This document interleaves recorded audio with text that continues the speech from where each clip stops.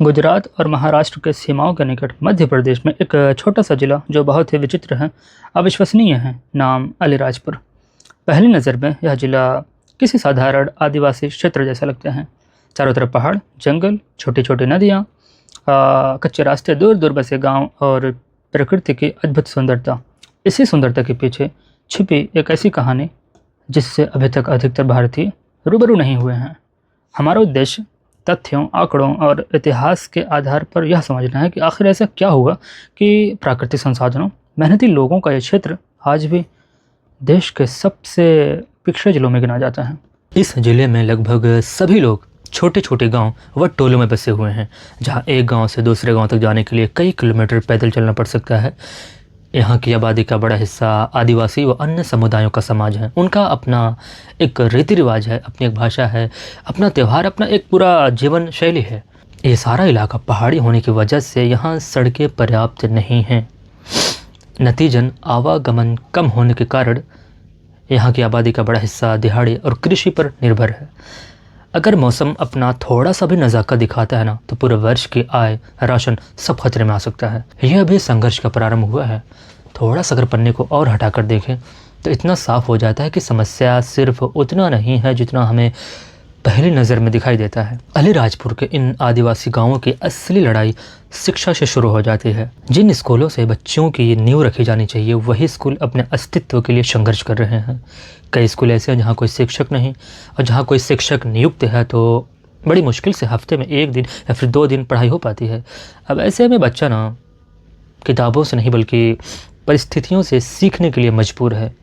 उसका सारा बचपना पढ़ाई करने की उम्र में सिर्फ 2 वक्त की रोटी के लिए बिखरे पड़े हैं। दूसरी तरफ इन गांवों तक पहुंचने के लिए अपने आप में एक कठिन परीक्षा है। जैसे ही सड़कें ख़त्म होती है तो सफ़र के शुरुआत पर कन्नाव, कच्चे रास्ते, ऊंचे नीचे पहाड़ी के भरोसे चलता है। यही वजह है कि यहाँ पर सरकारी योजनाएं पूरी तरह से नहीं पहुँच पाती हैं। प्रधानमंत्री आवास योजना के तहत मकान स्वीकृत होने के बावजूद भी गिट्टी, मोरंग, सरिया जैसी निर्माण सामग्री को पहाड़ी की चोटी तक ले जाने के लिए बहुत ही कठिन और महंगा है। इसीलिए यहाँ किसी के पास घर तो नहीं है, बस झोपड़ी है। अब आपके मन में शायद एक सवाल उठ रहा होगा कि जब ये इतना ही दुर्गम स्थान है तो इन लोगों को यहाँ से पलायन करना चाहिए। इनका कहना है कि यहाँ हमारे पूर्वज रहते थे, उनकी आत्मा से हम दूर नहीं होना चाहते, और वैसे भी जाए तो कहाँ जाएँ। परेशानी सिर्फ इतना है कि यहाँ पर पीने का पानी लाने के लिए महिलाओं और बच्चों को पहाड़ी की चोटी से सैकड़ों मीटर नीचे उतरना पड़ता है। वापस पानी से भरे मटके को सर पर रखकर लेकर चढ़ना अपने आप में एक दयनीय है। और यहाँ पर दिन की शुरुआत संघर्ष से होती है और समाप्त भी संघर्ष पर ही जाकर होती है। लेकिन इस संघर्ष की सबसे दर्दनाक तस्वीर तब सामने आती है जब बात आती है स्वास्थ्य और बुनियादी सुविधाओं की। अगर किसी व्यक्ति की अचानक तबीयत बिगड़ जाए तो आपातकालीन में अस्पताल तक ले जाने के लिए यहाँ पर एम्बुलेंस आऊँ वाऊँ नहीं करता, क्योंकि रोड ही नहीं है। अब ऐसी स्थिति में इंसानी हिम्मत का सवाल बन जाता है। ग्रामीण लोग मरीज़ को कंधे के सहारे कई किलोमीटर पैदल सड़क तक ले जाते हैं, और कई बार ऐसा होता है कि अस्पताल पहुँचने से पहले ही बहुमूल्य समय निकल जाता है। बाकी यहाँ पर सड़क दुर्घटना तो नहीं होता, आत्महत्या तो नहीं होता, लेकिन हाँ, कुपोषण के शिकार होने से मौत हो जाना आम बात है। और महिलाओं की स्थिति इससे भी चिंताजनक है।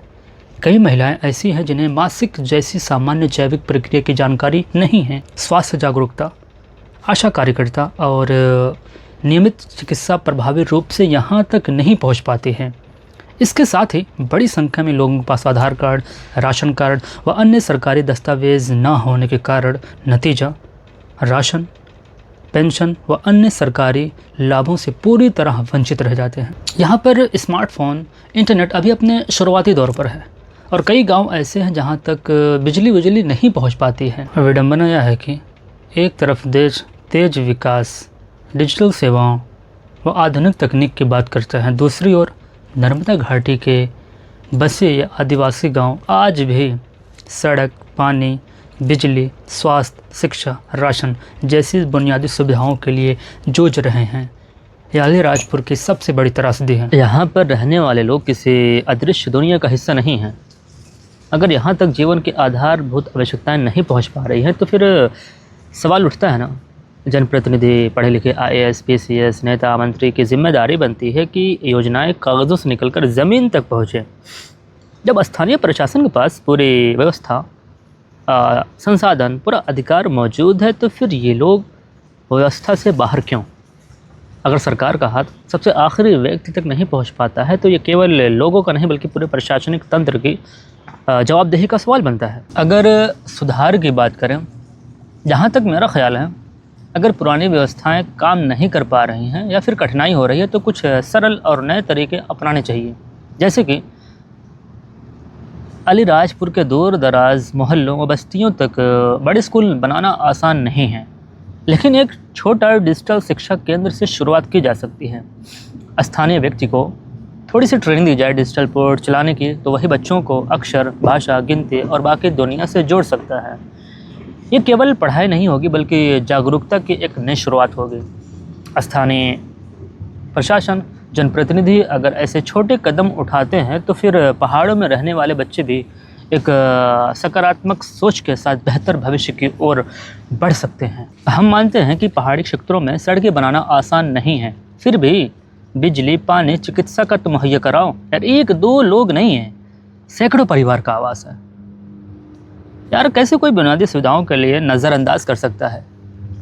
विकास की शुरुआत हमेशा बड़ी बड़ी परियोजनाओं से नहीं बल्कि छोटी छोटी ज़रूरतों में कैसे सुधार आ सकती है जो किसी इंसान की रोज़मर्रा की ज़िंदगी को बदल सकती है। ये कोई निजी समस्या नहीं है कि हम जाकर किसी एक परिवार को 1 लाख रुपए दे दिए और सारा मसला ख़त्म। नहीं, ये सार्वजनिक समस्या है।